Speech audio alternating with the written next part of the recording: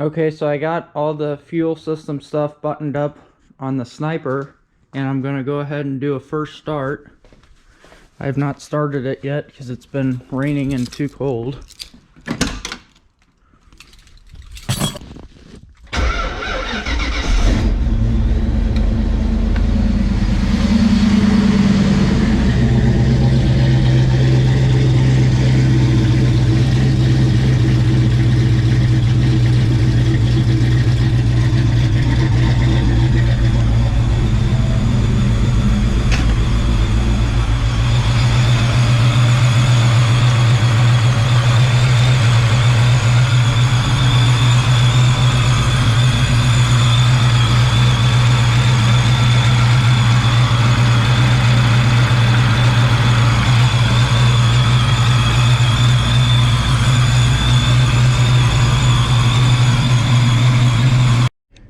Alright, so I was doing some research on these TorqueStorm superchargers.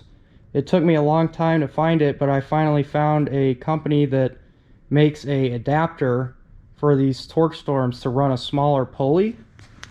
So I went ahead and ordered that. It was like $220, and it's basically just a aluminum adapter that adapts it to use a ProCharger pulley.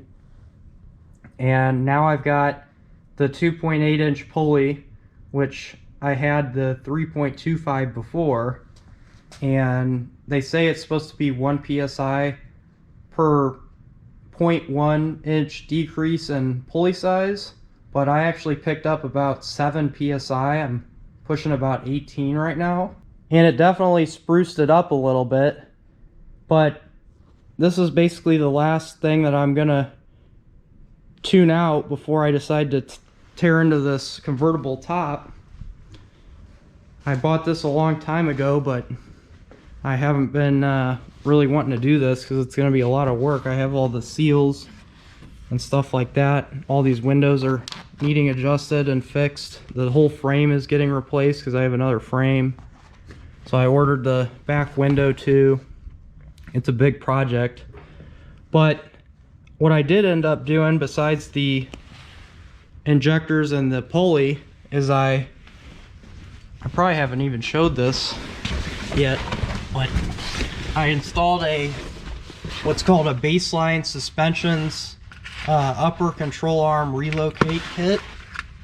Hit the light real quick.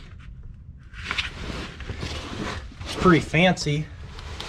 It's kind of crazy. It's basically it goes in the holes on the top of the rear end housing, and then it has adjustments to basically move the upper control arm back mount up, so that way it has more anti-squat and it plants the tires harder. I had it in the middle hole, and I just moved it up to the top hole and then set the pinion angle. Due to the fact that it's got such a slant on that control arm, I set the pinion angle to 2.5 degrees because I don't want to risk it going you know, too high and then causing damage. But yeah, now I'm basically going to throw the Mickeys on it and then do some testing.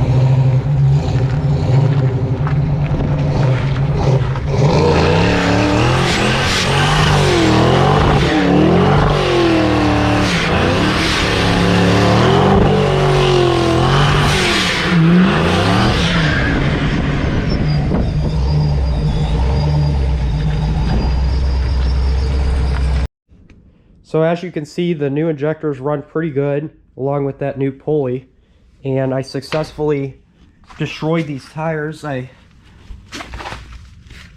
don't recommend buying Douglas tires at all, or any cheap tire for that matter.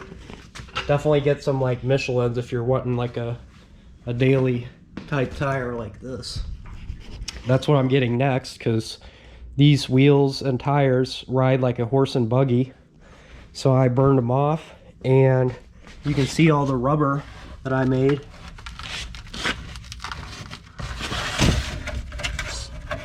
It's actually got more than enough power to do that, by the way, because I was probably like half throttle to hold it at like 5,500.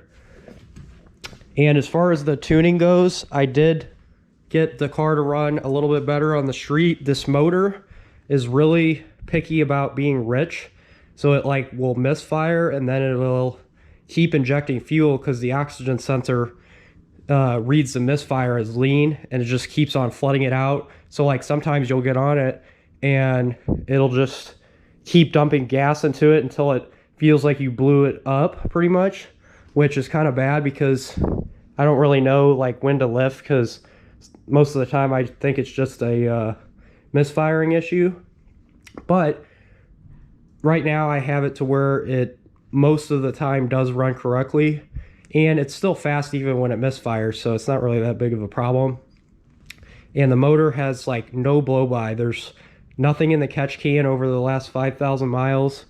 And I did unplug the water methanol one time, and it was literally dumping oil and blow-by gases, I'm assuming from all the detonation, out of this breather, and it hasn't done that since I plugged it back in.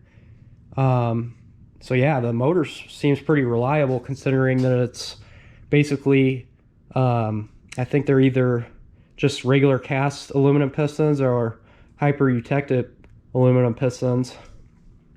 So yeah, I mean, ring gap, and it should be pushing probably, if I were to guess, around 680 horses right now, which is pretty decent. So yeah, now with the bigger pulley, or the smaller pulley, it is able to spin these tires with ease, which is kind of crazy and makes me scared. So I got a drive shaft loop to protect me if the drive shaft breaks at the track, because I am planning on hopefully running a 10 with this eventually.